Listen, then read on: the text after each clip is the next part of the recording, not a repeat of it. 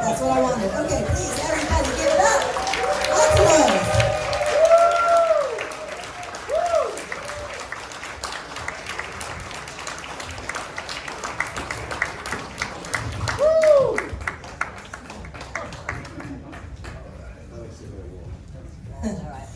It's a tight fit, y'all.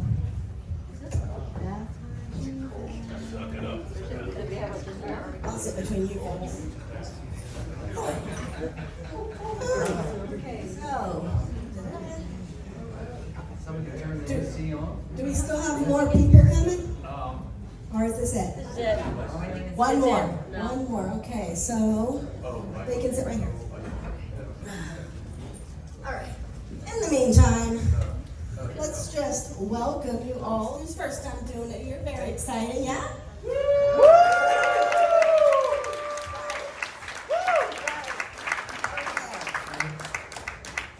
So, let's start off. How did we get involved in acting? Or effects? Are you on? Hello, everyone. Sam, master of technology. Well, my involvement in effects in general started when I was a child. I had, a father who showed me things, movies that I never should have seen. My mother didn't approve, and it's just a lifelong obsession, which ultimately led to one of the high points of my career, which was working with these fine people on Aliens. And I worked for Stan Winston at that time, and prior to that, I had worked with James Cameron at Roger Corman's New World Studios, and we did movies like Battle Beyond the Stars and Galaxy of Terror. And Jim kind of, cut his teeth on movies like that, which put him in a very good position to helm a film like that, Terminator, but then Aliens. And he kind of took the crew, which included myself and the Skotak brothers and some other folks, from those Corman movies and kind of applied them to Aliens, and the rest is history, and I'm very grateful to have been part of it. Hello, everybody. Hey. What was the question again? How do we get started in acting? Yeah, your craft. Oh, shoot. You know that old saying, like something I didn't choose it, it chose me. My situation was kind of like that. I was a rambunctious student, let's say. And kind of the one that causes problems. And a teacher with a hard hand decided that I was going to be in her play. And I said, no, I'm not. She goes, yes, you are. I said, no, I'm not. Yes, you are. She ended up winning. And the reason that I didn't want to be in the play also was because at the time, I was really bad at reading aloud. And I told her, I said, listen, I don't want to be in your play because I don't like reading in front of people. She says, well, we're going to do this thing called improv. And can you pretend? I go, yeah, I can pretend. She goes, okay, then, that's what we're going to do. And that was the start of it. I did one play, that play that she was talking about, and then I did another play, which was a really big hit at that high school. And later on in college, when I had to decide what I wanted to do, some counselor was counseling me and said, well, what do you enjoy doing? What do you think you're good at? And do you think you can make a living at it?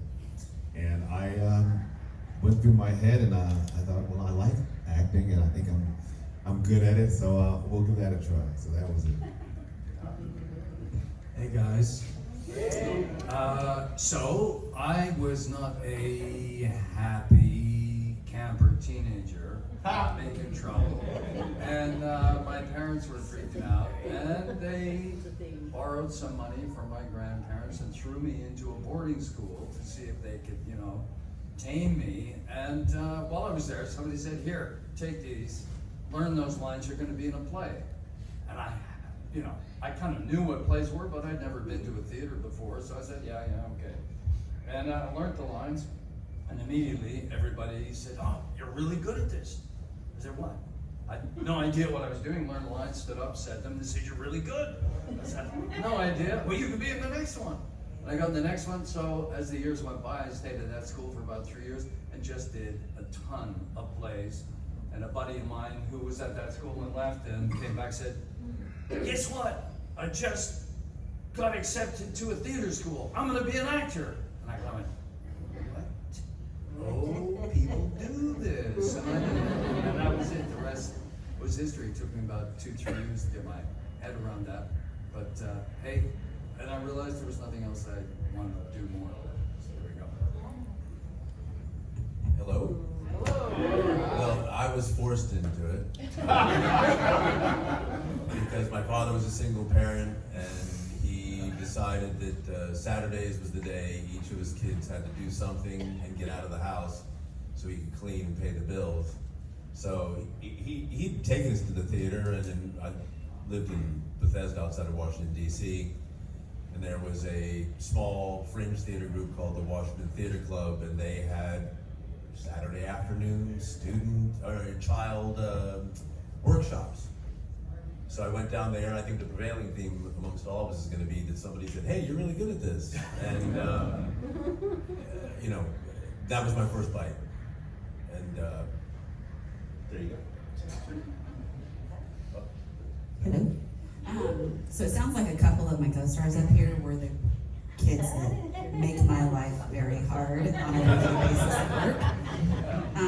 So maybe you guys can come and talk to some of the students and maybe give them a tip on some things to do. So my story is a little bit different. I was eating lunch in my school cafeteria, and Sarah Jackson, who was a casting director, came around taking pictures, which sounds a little creepy now, but I didn't think anything of it at the time. The irony is, at the Air Force Base that I lived at, you could go home and eat lunch. So if you lived within a certain radius, and we lived within a certain radius, my mom was a stay-at-home mom, so I would often go home for lunch, because why not? This happened to be a day that my mom was not going to be home. So normally I wasn't even eating in the school cafeteria. And came around taking pictures and didn't think anything of it. And then she took the pictures back to James Cameron, and he like picked out the people kind of that looked what he had in mind. And then they went back to the nurse and said, "Okay, these are all the people, what are their names, how can we get a hold of them?" Because she knew everybody, it was just easier. And my dad was a medic in the Air Force, and so she knew my dad and said, "Hey, they keep going back to Carrie's picture. Just to give you a heads up, they're gonna be calling you, this is what they're gonna be asking you." My dad came home from work and he's like, "Did someone take your picture at school the other day?" "Oh, yeah, I don't know why, but they did." So we're like, okay, well, and then my parents said, "Would you like to give it a try?" So acting wasn't something I'd ever done before. I was like, "Yeah, sure," you know? So we kept going back for auditions at our school, and then they called up and said it was between myself and another girl.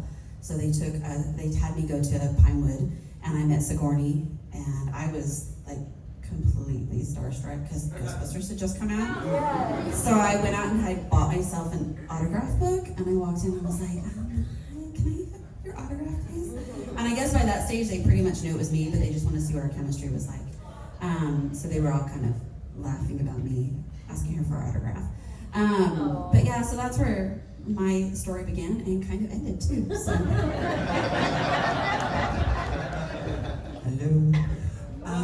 My parents would tell you that I was always a drama queen, but I'm going to say I was a model student and never gave anybody a lick of drama. But when I was a freshman in high school, we had moved and I transferred to a new school, and it was much bigger and it had many more facilities and opportunities than my little previous school. So I tried out for everything. I tried out for cheerleading, that was a bust. I was on the math team for about 10 minutes. And what I got into was I got a role in the play, and that was very rare for a freshman at that time to have a lead. And then after that, that's what I did in high school. I was in all the plays, and senior year in the yearbook, I was voted best actress and all that stuff. So I guess it chose me for a while. Oh no, flip it all the way up. Start up. Here. Okay. So, just trying to think. Yeah, there's a theme with the boys that you were. I see it. Yeah. No, that wasn't me. My parents were huge theater lovers, and even before we were born, they would spend every cent and go to see a play. They lived in New York and Manhattan, and they collected all their playbills and things like that. And so they would take us to see plays, and it was magical. The curtain, the lights went down, the curtain went up. I mean, it was terrifying. There were live people there, and so I was a very shy child. I never would go up and get an autograph from anyone. I went to those things. They go, "Now everybody go and get it." And I was like, "You want one?" No. I said, "Ugh." No, I don't want to do that. And I think it was right before I was in junior high. My parents went to New York for a trip, and my mother was at a bookstore, and she saw this book, and it had acting in the title. It says, "Respect for Acting." Uta Hagen. No, she had no idea who Uta Hagen was. She's this incredibly famous teacher. It's an amazing book. But she said, "Oh, there's acting in the title. Let me get you It's a that." great book. Yeah, it's incredible. Interest is an amazing book. Yeah, respect for acting. If you want to kind of maybe understand, how actors do it and what the whole. So I started. It's a very simple book, and I started to read it, and it was fascinating. And then I too found out that you could actually train to be an actor. There was something called a drama school where once I could finish high school, I could go and learn how to do that. And I was like, I'm in. Yeah, this is great. I come from a performing family, and my mother was an opera singer, and my dad was a violinist and conductor, and so there was she was quite well known, so I didn't, and my youngest sister wanted to be an actress from the very beginning, and so I put it in the back drawer for a long time because it was an impossible act to follow, because my mother basically had a gift that was undeniable, and I was going, I don't have it. And I was in international choirs and things like that. I was going to be an opera singer at one point. I was thinking about it. But my mother used to take us to New York too, and I went to see Jesus Christ Superstar. I was 12. Jesus Christ Superstar and the horse one. Equus. And Equus. Oh, wow. With Anthony Hopkins. And after I saw those two, I just went, I want to do this, but I'm not going to tell anybody. And I remember writing my grade 10 teacher, I want to be an actor, but I'm not going to tell anyone ever. And then I sort of carried on. I had this in my head and everything, and was more a sports guy. And then I did 1 year of university, and I just looked myself in the mirror and went, I'm going to be an actor. And I was actually, to be honest, I was depressed about it in that moment. I went, I'm going to be an actor. I'm like, it's so hard. What kind of future? How's it going now? Life is going to be so different. I was right. Anyways, You should read Respect for Acting, buddy. My cousin was in a drama school, a well-known drama school in England, and Mark went to the same school, and I knew nothing about it, but I auditioned for a whole bunch of schools, and I ended up going to England, because I thought, at every step I wanted to see, am I any good, am I like garbage, and I thought, I'll get an international experience out of it, at the very least, if I go to the school. And it turned out to be a much bigger experience living in England than I imagined. Life-changing. And so anyway, I carried on from there. And I stayed in England because things like Aliens were down the street as an audition. I mean, literally, incredible. The first audition I ever did was for Trevor Nunn and Andrew Lloyd Webber, Starlight Express, and I got it. It was like, I'm going to stay here for a while. Okay, so obviously we know we're all here for a very special movie. Do you remember the first scene that you guys shot? Yeah, I shot the scene with Paul Reiser coming down the corridor to visit Sigourney to say, you gotta come to the Planet Search. She says, no, take off, I'm not interested, So my first scene was no lines at all, coming, marined up, and Paul doing his weaselly, come on. And we get to the end of the scene, we rehearse or whatever, and we're shooting it, and I say, Jim, as we get to the end, I say, can I say, thanks for the coffee? Pause. Yeah. And that was my first thing. First scene. The first scene I ever did was the cafeteria scene, and that was the first scene I ever did on film. And I got there, and I walked up, and Bill Paxton goes, "Danny Cass is in the house! Everybody, Danny Cass is here!" He didn't know me at all. It's fantastic, actually. I love it for that. And because I was shitting my pants. And no one did their lines. Everyone was all over the script. Al Matthew was like big, and everyone was saying all kinds of improvious shit around. And I was like, I just came from like a classical theater school. Everything is like word perfect. I didn't know you did this. Well, the reason Bill said what he just said is that you don't ad-lib, you don't mess with Jim's script. You have to ask permission. And in the cafeteria scene, we were ad-libbing a lot, but we weren't all mic'd. So only the people with real lines show up on it. Because I was talking and I'm watching the movie and it's like, I'm not hearing myself. My first scene was, again, first scene ever in a movie, was walking into the nest with, the lineup of all of us walking in. And I had no idea what Back to One was when they said Back to One. I'm like, what? And Bill was right next to me. He goes, "You've never done this?" He goes, "Don't worry, darling. We'll learn while we earn." You'll learn while you earn. And then so he whipped his hat, and that was the first, approaching the nest. That was the first day and going into it, and all that. So. Well, so my first day was obviously my first day on camera too. And I don't remember exactly which one was first, but it was at the very beginning. My first two ones that I remember would be like when I jumped in, when you guys were all trying to find me underneath the grates and I was like crawling around and all that kind of fun stuff. Because I remember that, and they were talking about having my stunt double do the one where they shot. I don't know who was shooting at me. Mark. Yeah. Mark. What I'm else? glad you didn't hit me. But when they went across, you could actually see my face more, so that I actually had to end up doing it. But I remember that scene, and then the scene with us in, The yeah. So those were the two, but I don't know which one was first. My first scene was my death mask scene. And never forget going to the soundstage, 4:30 in the morning, because it was a rather extensive makeup. And little segue here, there was somebody in the distance in the cavern soundstage with a flashlight.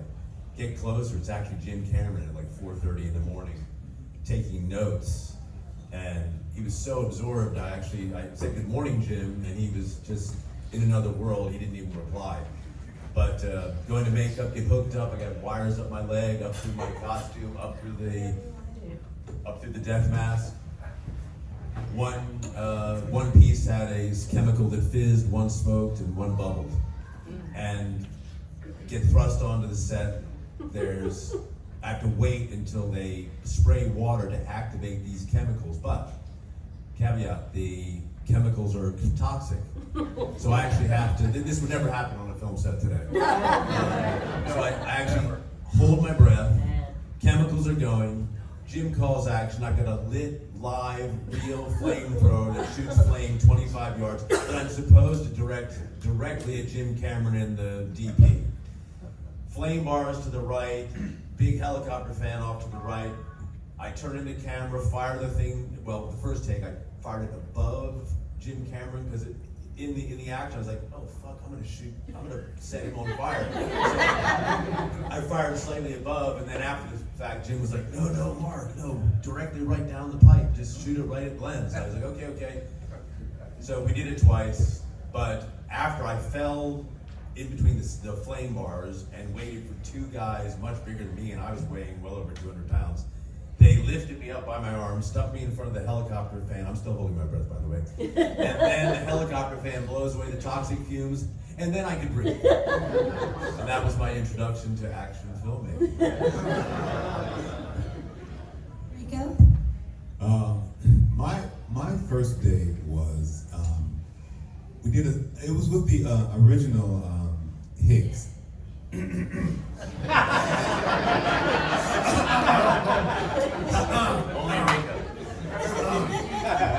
Anyway, the who's that? A guy named James Remar. And one of the things that actors do often, if you have to be in a scene with somebody that you're supposed to be buddies, you know, I try and find ways that we actually can be kind of buddies off screen so that when we're on screen, it's a little easier. And it kind of worked because the original Hicks and I were kind of like, well, cool. And so we shoot the first scene, and I remember walking around, and we were walking from the back of the set, and this was a set where we're in this little hot thing, and he has a little gun that he uses for a special occasion or something like that. And I remember walking from the back and thinking, and seeing all the plastic and cardboard and wood holding the setup, and thinking fiberglass, and thinking, this is not gonna look much like anything on this camera. And I walk around, and all of a sudden, boom, you see the other side, which where you see, you feel like you are in a cave, or and then they add the smoke and the atmospheric smoke and the 3 different types of slime, and all of a sudden it comes to life. The weird thing about that was we shot that scene, and we shot for a couple of weeks, and then Remar was suddenly gone. And this new guy comes in. Who knew, you know? And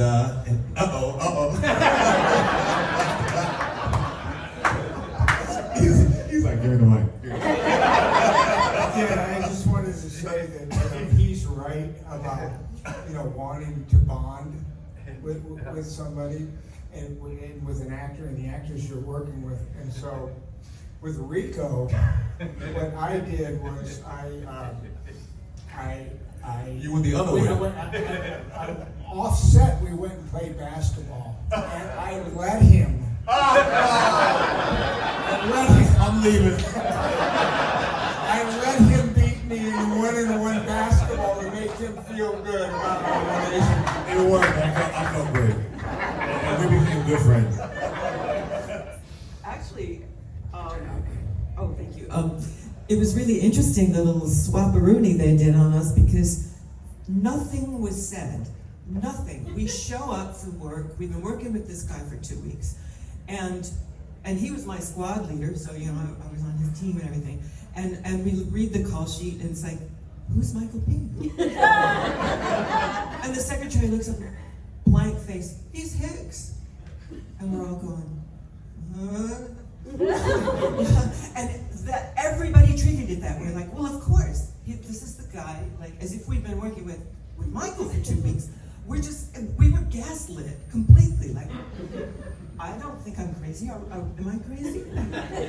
They're very different, physically, and the voices are different. It was stupid. Very cool. Michael, Billy, and I did a movie. I think it was my first movie, maybe, or second, Lords of Discipline. So we spent, a couple of months together. Yeah. And when I thought, also, Michael's coming. So Billy and Michael and I, we knew each other. It'll be absolutely fine. There's no problem. Michael's going to come in and just nail it, which he did. Yeah, I mean, in truth, the most admirable performance is Michael on a dime, flying over and being on set. Was it 2 days? Oh, man. 2 days. 2 days. Wow. And walks right in and nails it. I mean, honestly. Yeah.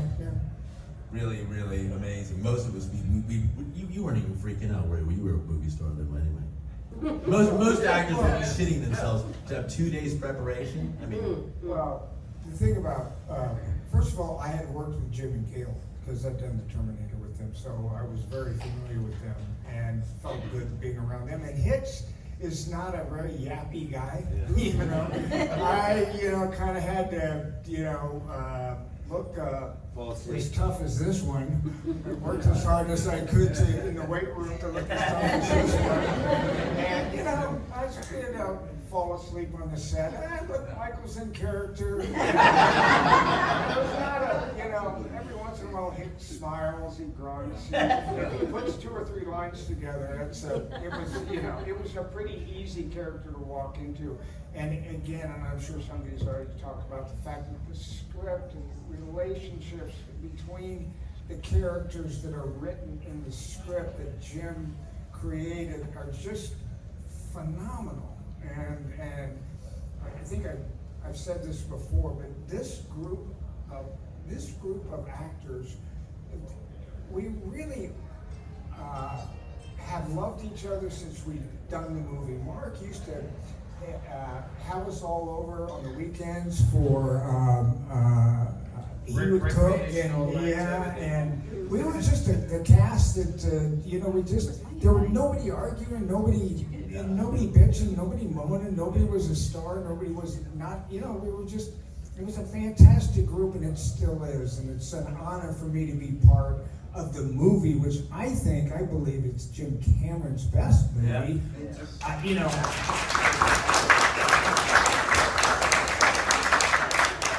You know, I'm biased, but I just think that, and it's because of this group here, and he's just he picked an incredible cast, and this one here was so wonderful too. It's just she was just so good, and I read people talk about Jim. He's difficult, this and that. He used to treat her. Didn't he treat you so well? Didn't he? Yeah, and like when I first started on set, he went to my dad and he was like, "Just give me some tips. What can I do to work with her?" Because I hadn't worked with many children.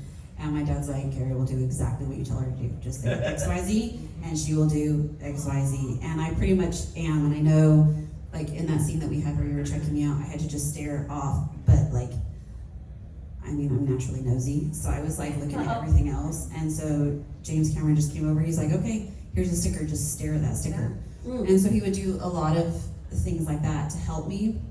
The only time is once, I'm sure he probably had some thoughts in his head, because we were doing this one scene, and it was when you guys come and get me when I'm sticking my hands and I'm here and here in the water, and nobody else was on set. They were just doing the part with me underneath, and he told me, "Okay, I'm gonna say the line, whatever it was, and then you're going to give your line." So I said, "Okay." It's like, "Are you ready?" And I said, "Yeah." So we started filming, and he says a line that was not the line he told me he was going to say, and so I didn't say anything. And then everybody's like kind of quiet. He says, "Cut. Carrie, why didn't you say your line?"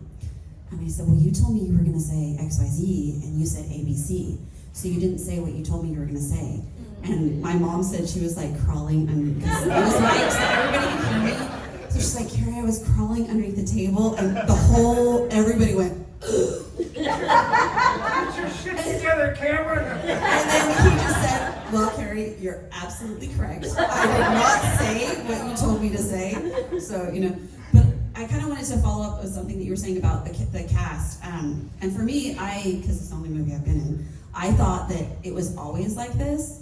But since talking to other friends that I've met through conventions, like, it is not. Like, I always feel like it's a family reunion. I had a lot going on with my personal life this weekend. My daughter has homecoming, and my kids have races, and like all this different kinds of stuff, so I'm not going to be there to help her get ready. But coming here, I was like, no, I can't let everybody down. Like, I have to go, like, and see everybody, because we don't always get that opportunity to see each other. So It seems like James created a family. Yeah. From an outsider's point of view, I just met you guys last month, but from watching you guys interact with each other, it just seems like a real genuine family that actually likes each other.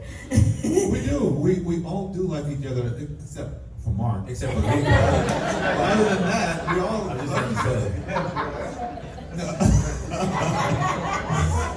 No, I wanted to add that it was a really interesting experience for a young actor, because when I did the first scene with James Remar, and James had a very different kind of character than Michael came with, and I got used to that character being the character, and then Michael came in, and Michael was doing his thing, and it was so different, and it took me a while to appreciate it, and I didn't really appreciate it until I saw the whole film put together, and it was just a great experience, because sometimes you think somebody's good and then somebody else is not as good, and what you find out is that it's not good. It's this person is that and this person is that, and it opened my head up as an artist that you really can be good doing so many different things. It's just that whatever you do, you have to be committed and do that well. I remember listening to Sigourney, and she was a star by that point, and thinking, she acts so small. This is gonna be garbage. Like I couldn't believe she was so small. I don't know if you guys felt that way about her, but when I was witnessing it, I hadn't been on films before, and I thought this is never gonna work. She was like whispering the whole day. But there's also, I want to say something, it was a long shoot. You don't often, Michael maybe has done some 3-4 month shoots. We were on, 3.5 months, something? And it was tough for all kinds of reasons, but not only that, the script is just, not only is it, I believe, like Jim's best movie by far, you don't get scripts like that. The number of times the scripts, and maybe if you're Tom Cruise or Tom Hanks, you'll get masterpieces arriving in front of you more frequently than other people, but when you go through it, it was kind of like baptism of fire for lots of reasons and the length.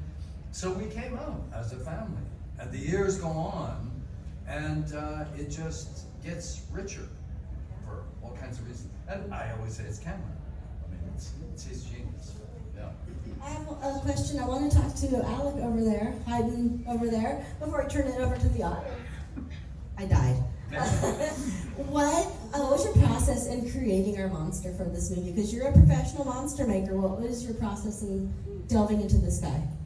Well, Or girl, actually, right? you know, we started off, the process started by sheer terror when Stan said, hey guys, guess what we're gonna do? A sequel to Ridley Scott's Alien. And we're like, shit, us? We're working on something called Invaders from Mars right now. And they, we knew Jim was, we had heard about it a little bit.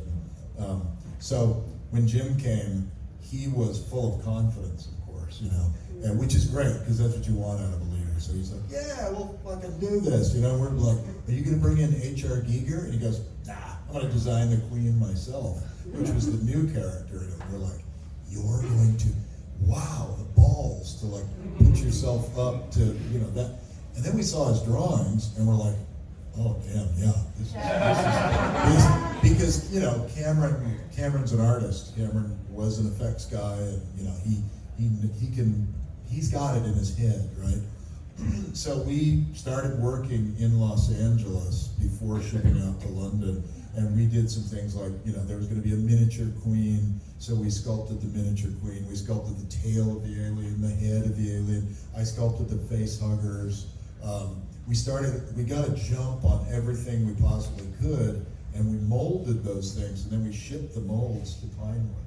And for me, I had to stay behind a little bit in LA while while Stan and his other 4 guys went to London, and I was bye, because I had to stay to do the set work on Invaders from Mars. So Stan's like, you're in charge. So what I didn't really, I was bummed because I wanted to be with the gang, because like you all, we were like young kids who were like in this for real, right? And it was so I felt a little left out, but then the Invaders experience was so valuable to me because it was such a difficult shoot, and it wasn't quite with the caliber of filmmakers that James Cameron puts together. And so I came to the set a little bit later, and Hadley's Hope was built. You guys were shooting already, and Michael, I don't know how you could act with jet lag after 2 days. It was like 2 weeks for me. I was dragging like butter and feeling terrible, and I wasn't contributing to the crew. He was sleeping on set. Stan would never let me do that. But all the effects of this movie were done pre-digital, pre-computers. It's all organic, it's analog. Yes, let's hear it. And that's why the movie looked great when it came out and still looks great to this day. It shows you what just the human touch and human ingenuity and craftspersonship can go a million miles, and there's many ways to do things. As you said in acting, there's a lot of ways to be successful. So it was just and it's all been documented. I'm sure you guys have seen a lot of the behind the scenes, but it was a really great and it was very successful. Although we, until the screening, we weren't sure what was going to work, what creature was going to look cool. If you live in kind of fear until you finally see it, and then you might see all your flaws in what you're doing, and you think everyone else sees it. Have you seen the, I love looking at the tests in North Hollywood in that alley for the Queen. Yeah. And you get like brooms and trash bags or something attached to the broom. The other thing I found was amazing was just to piggyback on what you were saying, Al. I remember when we were shooting. There's a lot of downtime when you're shooting, and there was this big monologue that Bill Paxton had for the dropship, and he was working on it. And a lot of times during the downtime, we would be talking or working out on waves or something, but Bill would be in the corner working that monologue, and I did not think it was going very well for him. And I remember thinking, like a bit like you thought, I don't think this guy's it's gonna work for him. And the film comes out, and he fucking blows up, and everything he did worked. And I think that's a credit to his hard work. It's a credit to Jim's idea of what this character was really like.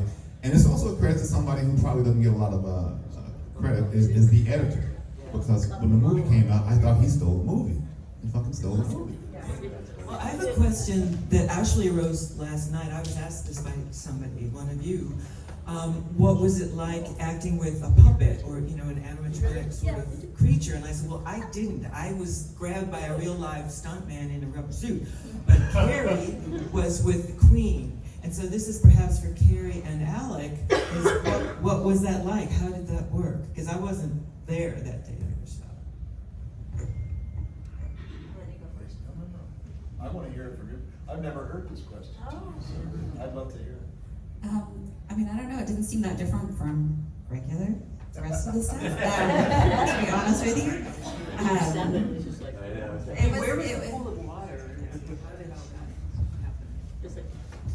I don't remember exactly. So you probably remember more of that details. Yeah, like you were so young, you're just like in this world. Like I guess this is what grown-ups do. Yeah, like Sigourney said, Carrie is so oblivious that this is not normal. Yeah.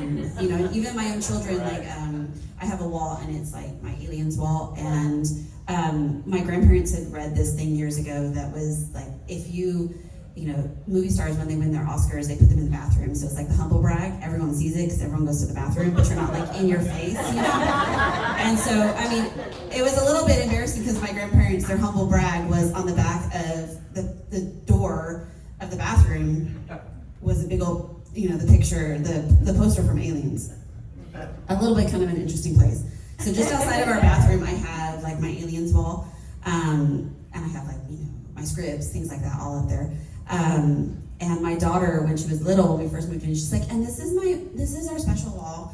See, here's my friend. So there's my friend Sigourney. Here's our friend Rico. And she was like pointing everybody out. And she was like saying to her friends. And my friends were like, dude, she has no clue that this is not normal. So like for me, being on set, like with an Aliens, it was like, all right, okay, here's another day. What are we doing? It was cool because it was so different. And I didn't know what it was going to look like until we were on the set. And they had all the eggs and everything around. And then they had the Queen Alien up there. I know Sigourney was really worried because she had so many different things. Like some of the shots were blanks, some were not. And then she had the fire and she had all this stuff. And she had a 9-year-old. So there was a lot of things where she's pushing me behind her, and it wasn't necessarily what she was told to do, but I think it was more of that motherly instinct. But I would you could see me kind of peeking around because I was like, what's going on? This is kind of cool. What's going on today? Ooh, there's a lot. Yeah. So that wasn't, and it was more things there was there was things I was specifically told you stay away from, and one of them was the little smoke thing because the end of it was really hot. And on that day, I was so worried the whole time because I backed up when I wasn't supposed to, and I backed into it. And since, of course, I had holes everywhere, I hit right where the thing was, and I was like, oh, and I jumped away real quick, and I kept thinking, oh, I hope James didn't see that, because I'll get in trouble for being near it. So it was more of that kind of stuff that I remember from that than the actual actual alien. I remember Carrie on set, and the beautiful thing about having a 9-year-old, especially the way she was at that time, because she was so real, so just normal. And on set, you know, there's a lot of Would you still call me normal? That is the question. Well, on set, you know, when you're around actors working, there could be a certain amount of tension there because everybody's focusing on what they have to do. And then you got this little girl that's going, "Hey, how are you today? Did you like the tea?" You know, and all of a sudden, you know, your stress level just dies. And I just fell in love with her. I had never worked on a set with a little child before, and I just felt like it took away a lot of the tension that is normally on the set. In terms of the Carrie and the Queen and other actors with all the pieces, I mean, you know, Cameron did something very brilliant in that scene where, you know, the threat is that, you know, this child is in danger from this vengeful mother, right? But instead of, I think, you know, some other directors might have tried to block that where like, well, then Carrie's gonna run around and duck in between the power loader and the, Cameron knew that was not, you know, that's not going to happen. So that was the clever part when he had her do what she does, which is to go under grating and hide, and that created separation between what was going on up top and all the technical stuff and her. And then you have those great POVs of her. You know, you're looking down at Carrie, and then you're looking up through the grating at the Queen, searching for her. It's very creepy, and he went for that as opposed to I think what might happen in a contemporary movie, which is that, like, all the shit's got to be piled on, and you know, so that helped us. But I think we're all big believers in having something on set. You know, actors. Stan used to say this all the time. Our work will be ineffective if the actors do not believe it. So in modern films, you very often have people acting to green tennis balls or whatever, and they can do it because they're actors and they're pros. But it's more difficult, and it's a little, and eye lines are maybe not quite right.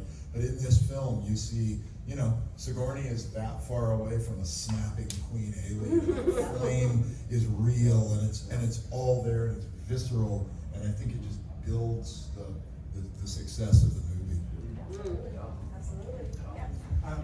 I just, you know, thought of a movie, since we were talking about Carrie and Newt, and it's one example, and I have dozens and dozens of examples of working with Jim Cameron, and that when you come up with an idea that is different than what Jim Cameron thought of, he has enough confidence to say, "Oh, that is a good idea." But yeah, Michael, do that.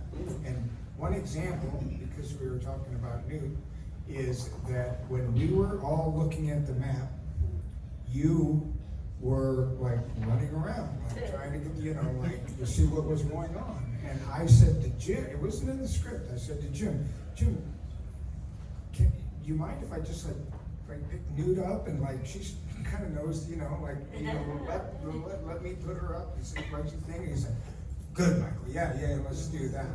That's just an example of a director who's very, you remember that? Yeah. That was not scripted that way. That's just an example of a director who is not, who is so confident in his own abilities that when he hears an idea that he hadn't thought about, he's not intimidated by it and just says, "Yeah, that's a good idea." It was good for me. It was good for Hicks. It was good for Carrie. Yeah. It was good for the movie. It's a little terrifying when you don't want to waste. You know, he would have no patience for. He wouldn't be mean if you suggested something and it didn't work, but if you were like trying to pad your part or that kind of thing, you know, it was scary to suggest something, and I was definitely scared. You mean what Rico was doing? There are some actors, but I remember, I had this idea, and I thought, oh God, but I've got to say it to him. It was the scene where we wake up and we're in our undershirts and shorts and everything, and it was the Pedro Esquezi group mistaken for a man, and there was no pull-ups in that. It was just he just says they pass by each other, and you know he gives the line. And I was thinking, oh my God, he's stupid, but he's not that stupid. I did nothing like a dude in a tight undershirt. And so I said, but I've got this idea, and I told him, if you get the rig a a pull-up bar, I can do these really difficult pull-up bars, and if we could do the line, you know, when it's right there, you know, maybe put the camera there, it will work better. And the same thing, he kind of paused, because that was a big ask, because they had to get the grips out and do the whole thing, and he's like, okay, and he stopped it, and he had that set up, and we watched it.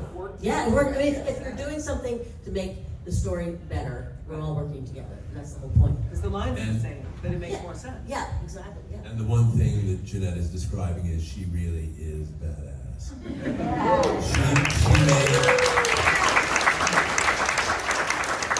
all of us have been working out like crazy. And Jeanette just did these behind the neck pulls like it was nothing. And she really made Rico look bad. I have a rule actually with other directors. I always tell young actors, don't ask, just do it, and then the director will think it's their idea anyway. So it's nice that James created that atmosphere that you felt you could do that. But in my rules, don't ask. Yeah, I remember Bill the, followed that. Paxton followed that. the breakfast scene, and we were riffing a little bit, and James was allowing it to go, and so some of that stuff wasn't in the original script. But like Michael said, the brilliance of James was, I think, part of it was he cast really well. He knew what he wanted, and he cast well, and then he let them do their thing. And if it didn't work, he let you know it didn't work. But if you drop something in there and it worked, like say for instance, I got out of the hypersleep chamber, and I've been lying in it for a while they're trying to set up the mirrors so they can make it look like it's twice as many. And I remember thinking, I hate this job. And so I get out of it and I say the line, I hate this job, and he goes, next take, keep it in. And it was like that, you know. If it worked, it was in. If it didn't work, he let you know that too. I was going to say the hypersleep thing at the end. James Cameron was not really happy with me because, as you probably remember, I liked to talk. And so I'd be in there talking to Sigourney, because she's in the one next to me, and she'd be like, and I'd be like, and it would like fog up. And so I would have to open it up. So they actually found like a little fan, and so I was allowed to talk as long as I like had the fan going the whole entire time. Because it was hot in there too. It was. So unfortunately, we only have a couple minutes left before I release you guys, but I wanted to, since Michael was so wonderful to join us, I wanted to ask you the question that I asked them when you walked in was, do you remember your first scene shooting? I don't. Do you remember your last? What's your favorite scene to shoot? In that movie? We had to reshoot. I think I had the most fun when, you know, I go up and look and we see the aliens and the aliens all fall out and we open up on them. So it was all of us with automatic, you know, guns are, you know, they're kind of fun. And Jim was always full loads and, you know, and so just all of us opening up on the aliens that day of shooting and guns and stuff like that. That was my favorite scene. That was such a fun day. Yeah. And there's You and another Mark thing that opened up on it. I remember that when Billy, when Paxton, when they were dragging him down, I said to Jim, hey, you know, because it wasn't blocked that way, and I said to Jim, I mean, it hits. It's this guy. You know, let me. Can I get down there to try to save you? And again, Jim said, yeah, it's a good idea. So, of course, I didn't, but at least I made an attempt to go after him. But that's a lot of fun. And the interesting thing about that section of the movie that we all had so much fun shooting was that Bill Paxton. You know, it's so loud. And there's like fans going on, and with all the shooting, it was so loud. Everybody had earplugs in, or a lot of us did earplugs to protect our ears from the sound of the guns and everything. Bill was improvising during that scene, and so Bill was improvising. So when they got into post-production, Jim was looking at it, and Bill was talking, and so Jim said, Bill, what were you saying? He's like, I forgot. I don't know what I was saying. And so they had to go back and really break it down and try to figure out what would fit in his mouth during those Oh, you want some? Here.